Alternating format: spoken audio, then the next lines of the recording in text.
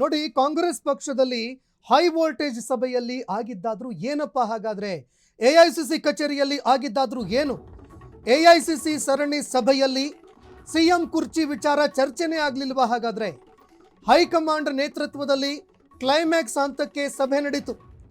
High command ಸಮ್ಮುಖದಲ್ಲೇ DK Shivakumar ಸಿಂಹ ಗರ್ಜನೆಯನ್ನ ಮಾಡಿದ್ರ. ಕೊಟ್ಟ ಮಾತೇನಿತ್ತು ಅದನ್ನ ಉಳಿಸ್ಕೊಳ್ಳಿ ಅಂತ ಗುಡುಗದ್ರ ಡಿಸಿಎಂ. ಹೈಕಮಾಂಡ್ ಅಂಗಳದಲ್ಲಿ ಡಿಸಿಎಂ ಡಿಕೆ ಶಿವಕುಮಾರ್ 3 ಸ್ಫೋಟಕ ಷರತ್ತುಗಳನ್ನ ಇಟ್ಟರು ಅನ್ನೋ ಮಾತುಗಳು ಕೇಳಿಬರ್ತಾ ಇದೆ. ಡಿಕೆ ಶಿವಕುಮಾರ್ ಖಡಕ್ ನಿಲುವಿನಿಂದ ಧರ್ಮ ಸಂಕಷ್ಟಕ್ಕೆ ವರಿಷ್ಠರು ತಲುಪಿದ್ದಾರೆ. ಕೊಟ್ಟ ಮಾತೇನಿದೆ ಅದನ್ನ ಮರಿಬೇಡಿ, ಡಿಸಿಎಂ ಡಿಕೆ ಶಿವಕುಮಾರ್ ಅವರು ಗಂಭೀರವಾಗಿ ಹೇಳಿದ್ರು. ಆಗಲ್ಲ ಅಂತಂದ್ರೆ ಬಹಿರಂಗವಾಗಿ ಹೇಳಿಬಿಡಿ ಅದನ್ನ. ನನಗೆ ಹುದ್ದೆನೂ ಬೇಡ, ಸಾಮಾನ್ಯ ಕಾರ್ಯಕರ್ತನಾಗಿ ನಾನು ಸೇವೆ ಸಲ್ಲಿಸ್ತೀನಿ. ಆಗೋದಿಲ್ಲ ಅಂತಂದ್ರೆ ಬಹಿರಂಗವಾಗಿ ಹೇಳಿಬಿಡಿ.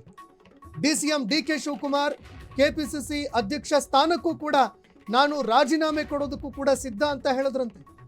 ಇದು ನನ್ನ ನಿಲುವು, ನನ್ನ ತೀರ್ಮಾನ. ಹಾಗಾದ್ರೆ ನಿಮ್ಮ ತೀರ್ಮಾನ ಏನು ಅದನ್ನ ಹೇಳಿಬಿಡಿ ಅಂತ ಡಿಕೆ ಶಿವಕುಮಾರ್ ಅವರು ಏನಾದರೂ ಹೇಳಿದ್ರ? ಈ ಪ್ರಶ್ನೆ ಎದುರಾಗ್ತಾ ಇರುವಂಥದ್ದು. ಈ ಬಗ್ಗೆ ಮತ್ತಷ್ಟು ಮಾಹಿತಿ ಕೊಡ್ತಾರೆ ಸಹೋದ್ಯೋಗಿ ವಸಂತ್. ಮತ್ತೆ ಫೋನ್ ಸಂಪರ್ಕದಲ್ಲಿ ಜಾಯ್ನ್ ಆಗಿದ್ದಾರೆ. ವಸಂತ್, ಇದೀಗ ಡಿಸಿಎಂ ಡಿಕೆ ಶಿವಕುಮಾರ್ ಅವರು ನಿಜಕ್ಕೂ ಕೂಡ ಈ ರೀತಿ ಆದರೆ ಬೇಸರ ಆಗಿಬಿಡತ್ತೆ. ಯಾಕಂದ್ರೆ ಮತ್ತೆ ಮತ್ತೆ ಹೋಗೋದು, ಹೈಕಮಾಂಡ್ ನಾಯಕರನ್ನ ಮನವಿ ಮಾಡ್ಕೊಳ್ಳೋದು, ಈ ರೀತಿ ಆದಾಗ ಸಹಜವಾಗಿ ತಾಳ್ಮೆಯ ಕಟ್ಟೆ ಒಡೆಯತ್ತೆ. ಅದೇ ರೀತಿ ಇವತ್ತಿನ ಸಭೆಯಲ್ಲೂ ಏನಾದರೂ ಆಯ್ತಾ? ಈ ಬಗ್ಗೆ ಮತ್ತಷ್ಟು ಮಾಹಿತಿ ಕೊಡೋದಾದ್ರೆ.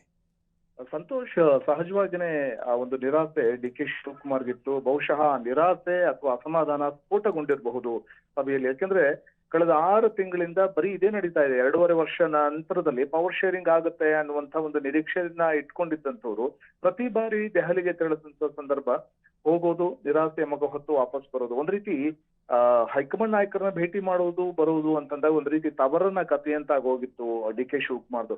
ಕಾಂಗ್ರೆಸ್ ಅಧಿಕಾರಕ್ಕೆ ಬರುವಂತಹ ಒಂದು ವಿಚಾರದಲ್ಲಿ ಸಿದ್ದರಾಮಯ್ಯನವರ ಪಾಲು ಎಷ್ಟಿದೆಯೋ ರಾಜ್ಯದಲ್ಲಿ ಕಾಂಗ್ರೆಸ್ ಅಧಿಕಾರದ ಗದ್ದುಗೆ ಏರುವಲ್ಲಿ ಡಿಕೆ ಶಿವಕುಮಾರ್ ಅವರ ಪಾತ್ರವೂ ಅಷ್ಟೇ ಇದೆ. ಒಬ್ಬ ಕೆಪಿಸಿಸಿ ಅಧ್ಯಕ್ಷರಾಗಿ ಪಕ್ಷವನ್ನ ಸಂಘಟನೆ ಮಾಡ್ತಾ ಬಲವರ್ಧನೆ ಮಾಡ್ಕೊಂಡು ಬಂದಂತವರು ಡಿಕೆ ಶಿವಕುಮಾರ್ ಅವರ ಪಾತ್ರವೂ ಅಷ್ಟೇ ಇದೆ.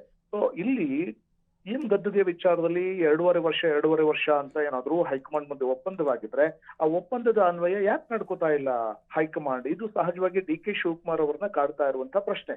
ಕಳೆದ 6 ತಿಂಗಳಿಂದ ಹೋಗಿ ಬಂದು ಮಾಡ್ತಾ ಇದ್ದಾರೆ ವಿನಃ ಸೊ ಯಾವುದೇ ರೀತಿಯ ಒಂದು ಸ್ಪಷ್ಟವಾದಂತ ನಿರ್ಧಾರ ಹೈಕಮಾಂಡ್ ಮಟ್ಟದಿಂದ ಬಂದಿಲ್ಲ. ಹಾಗಾಗಿ ಸಹಜವಾಗಿಯೇ ಇವತ್ತು ಕೂಡ ಜಾಣ ನಡೆಯನ್ನ ಅನ್ಸತ್ತಂತಹ ಕಾಂಗ್ರೆಸ್ ಯಾವುದೇ ಸ್ಪಷ್ಟ ತೀರ್ಮಾನಕ್ಕೆ ಬಂದಿಲ್ಲ ಪವರ್ ಶೇರಿಂಗ್ ವಿಚಾರದಲ್ಲಿ ಅಂತ ಅಂದಾಗ ಸಹಜವಾಗಿ ಆಕ್ರೋಶದ ಕತ್ತೆ ಹೊಡೆದಿರ್ಬೋದು. ಇಷ್ಟು ದಿನಗಳ ಕಾಲ ಸಮಾಧಾನದಿಂದ ಇದ್ದಂತ ಡಿಕೆ ಶಿವಕುಮಾರ್ ಹೈಕಮಾಂಡ್ ಮುಂದೆ ಒಂದಷ್ಟು ಅಸಮಾಧಾನದ ಅಥವಾ ಬಿರುಸಿನ ಮಾತುಗಳನ್ನ ಆಡಿರುವಂತ ಸಾಧ್ಯತೆಯನ್ನು ಅಲ್ಲಗಳೆಯುವಂತಿಲ್ಲ. ಕೊಟ್ಟ ಮಾತು ಉಳಿಸ್ಕೊಳ್ಳಿ ಅನ್ನುವಂಥದ್ದು ಅವರ ಒಂದು ರೀತಿಯ ಅಸಮಾಧಾನ ಅಥವಾ ಆಕ್ರೋಶದ ಮಾತಾಗಿದ್ರು ಇರಬಹುದು. ಆಗಲ್ಲ ಅಂದ್ರೆ ಹೇಳ್ಬಿಡಿ ಬಹಿರಂಗವಾಗಿ, ನಾನೊಬ್ಬ ಸಾಮಾನ್ಯ ಕಾರ್ಯಕರ್ತನಾಗಿದ್ದು ಬಿಡ್ತೀನಿ ಅನ್ನುವಂತ ಒಂದು ಹೇಳಿಕೆಯನ್ನ ಕೊಟ್ಟಿರುವಂತ ಸಾಧ್ಯತೆಯನ್ನು ಅಲ್ಲಗಳೆಯುವಂತಿಲ್ಲ.